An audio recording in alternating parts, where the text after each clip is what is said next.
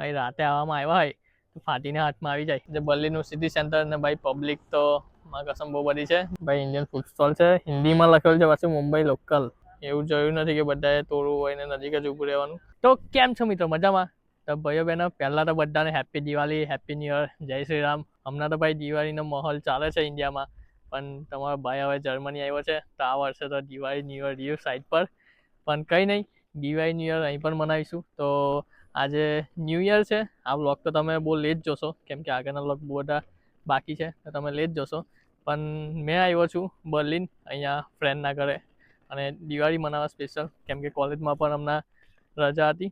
તો પછી આવ્યો છું બર્લિન.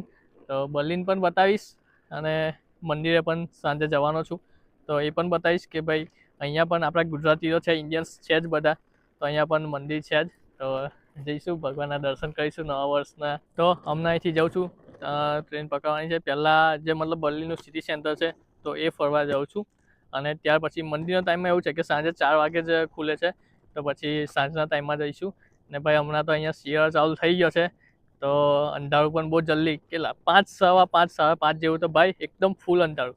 ઇન્ડિયામાં જેવું રાતના 12 વાગ્યા જેવું અંધારું હોય એવું અંધારું પડી જાય છે.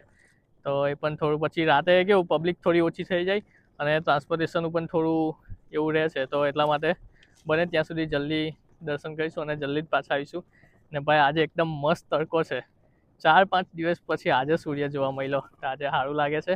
ભાઈ સૂર્ય દેખાય ના ને તો થોડું ડિપ્રેશન જેવું થઈ જાય, કામ કરવાનું જ મન ના થાય. તો આજે મસ્ત સૂર્યનો તડકો પણ લઈશું, ફરીશું, ભગવાનના દર્શન પણ કરીશું અને નવા વર્ષની શરૂઆત કરીશું. ભાઈઓ, રસ્તામાં જતા એક ઘર દેખાઈ ગયું. ભાઈ આપણા ત્યાં તો દિવાળી ન્યૂ યર ચાલે છે, પણ અહીં તો ભાઈ હેલોવીન, બધા ગાંડા શોખીન હોય છે, બધા ભૂતળા બનીને ફરે છે. ના તમને ઘર બતાવો, જુઓ છે ને ભાઈ, ભૂત બેહાડી દીધા. જુઓ, અહીં રાતે આવવામાં આવ્યા હોય તો ફાટીને હાથમાં આવી જાય. ભાઈ બધું આખું સ્ટ્રીટ પર અંધારું હોય, એક તો સ્ટ્રીટ લાઇટ બી નહીં અહીં તો, ને આવામાં જો આવી ગયા હોય તો જો બધા ભૂત અહીંથી ઊભા કરેલા છે ને અલગ અલગ ટાઈપના. આ ભાઈ ઉપર છાપરા પરથી લટકે છે એ તો છોડો, અહીં નીચે જુઓ, નીચે બી ખોપરા મૂકેલા છે, પમ્પકિન હાથ મૂકેલા છે. આ જો ભાઈ બીવડાઈ દેશે. અહીંયા આરઆઈપીના સાઇન મારેલા છે. આ તો છે જ, બીજા બે જો, આ બે મસ્તીખોર છે એટલે આ બે ઉપર બારી પર લટકાશે, છે ને હેવી.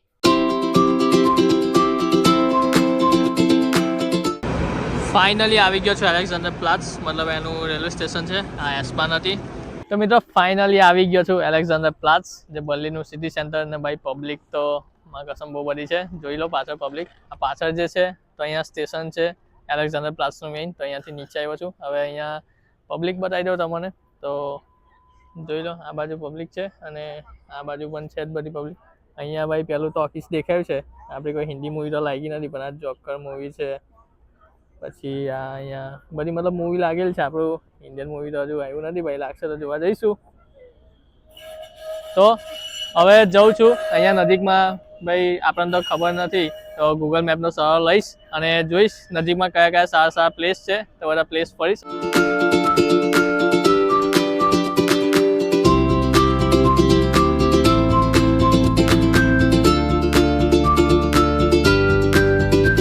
તો મિત્રો પહેલી જગ્યા દેખાઈ છે જે બર્લિન ટીવી ટાવર છે. ને ભાઈ જોવા જઈએ તો એમ તો બહુ મોટો ટાવર છે. તેનું જર્મનમાં નામ છે બર્લિનર ફેનઝેતુમ, જે 1960 એનું કન્સ્ટ્રક્શન થયું હતું. તો જોઈ લો, આ છે ટાવર. ભાઈ આ વિડીયોમાં આવા લાગે છે, પણ અહીંયાથી તો ખરેખર બહુ ઊંચો છે અને મોટો પણ છે.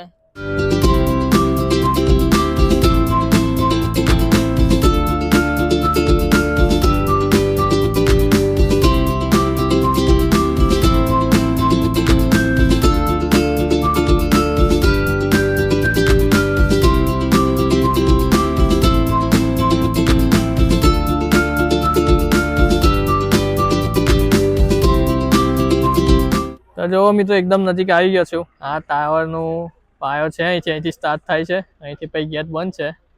તો અહીંથી જુઓ, અહીંથી એકદમ ઉપર જોઈ લો ટાવર. ભાઈ નીચેથી તો બહુ ખતરનાક લાગે છે. મિત્રો જુઓ, અહીંયા મુંબઈ લોકલ ઇન્ડિયન ફૂડ છે. ભાઈ ઇન્ડિયન ફૂડ સ્ટોલ છે, હિન્દીમાં લખેલું છે પાછું મુંબઈ લોકલ. તો ભાઈ પ્રાઉડ મોમેન્ટ. અહીંયા ખાવા તો જતા નથી પણ આ તો ભાઈ દેખાઈ ગયું સ્ટ્રીટ પર તો તમને બી બતાવી દીધું કે ભાઈ ઇન્ડિયન ફૂડ અહીંયા પણ મળે છે, ટેન્શન ના લેતા તમે. જોવો ચકલી હોય ઉડે છે ભાઈ, ચકલી તો ખરી, કબૂતર પણ છે જોવો. એટલે ઇન્ડિયામાંથી તો હવે થોડી થોડી લુક થવા મળી, અહીંયા દેખાઈ ગઈ તો તમને બી બતાવી દીધી. કબૂતર પણ છે જો આપણા ઇન્ડિયા જેવું સેમ. તો મિત્રો હવે બીજી જગ્યા છે રોટેસ રાથહાઉસ.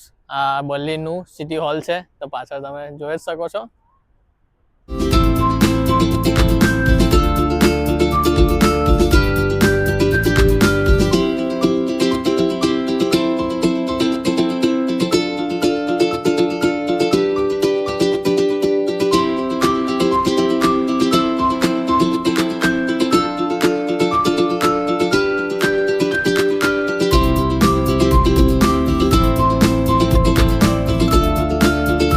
તો જો ભીત પર બધું ચિતરેલું છે, કોતરની કામ કરેલું છે, બધા માણસો છે, બધું અમુક બેઠા છે અને મતલબ હિસ્ટ્રી હશે આની પણ, આપણે તો ભાઈ ખબર નહીં. તો જો આવી ડબલ ડેકર બસ છે, આવી બસ પણ ફરે છે સિટી સેન્ટર, મતલબ આખું ટૂર કરાવે છે, તો એમાં પણ ફરવું હોય તો ફરી શકાય છે.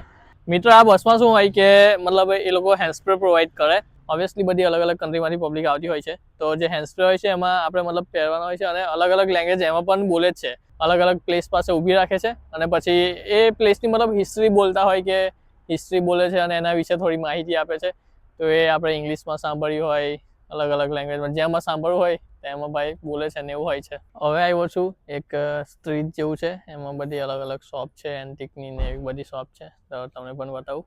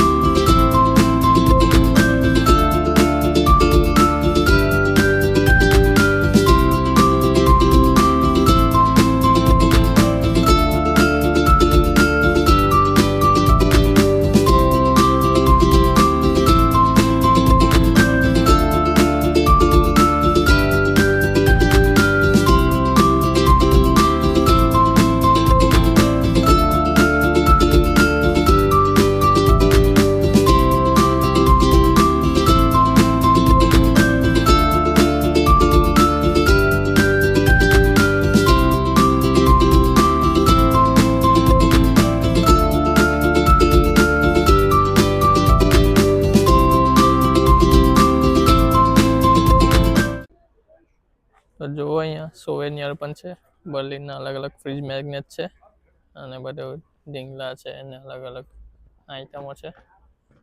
મિત્રો જો ગાઈડની પણ સુવિધા છે, તો તમે જો ફરવા આવો તો તમારે ગાઈડ લેવું હોય, બધી હિસ્ટ્રી જાણવી હોય તો ગાઈડ પણ કરાવી શકો છો, કે જે તમને આવી અલગ અલગ જગ્યા હોય, લોકેશન હોય ત્યાં ફરવા લઈ જશે અને બધી એના વિશે ઇન્ફોર્મેશન આપશે.